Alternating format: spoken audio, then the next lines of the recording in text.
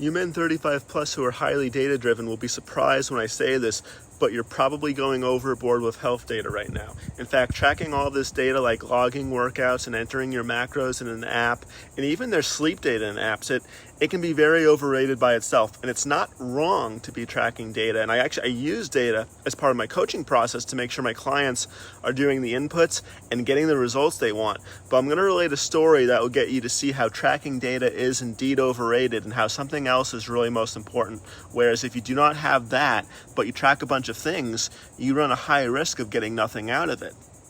So a lot of what we did in auditing was we had to do internal control testing to be seeing that the controls in place at an entity were actually being followed by the staff that we were auditing. All right. And so an internal control could be an accounting clerk marking an invoice with the account code as to where they charged it to or to where it was to be charged to. That's very standard practice, especially where there's a supervisor above to review their work. But consider this. What is more important for that particular invoice to get expensed in a proper account it belongs in?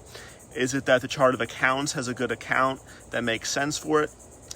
Is it that the clerk is trained as to where to expense it, what account it should go to and how to use the accounting software to just use the software to book it in the GL?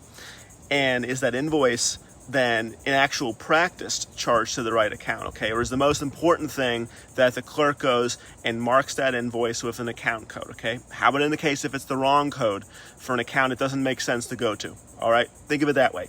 Now, when I coach folks, I do want them to log certain data so that I know what they are doing, is that I'm obviously gonna look at that along with how their physique changes to be assessing progress. But more important than that, first comes the actual inputs they are to do and doing them the right way and making sure that those inputs are proper for the individual. So really what I'm telling you is it's about the plans you have firstly before the data, as the data actually has no value unless you know what to do with it or how to assess results from it.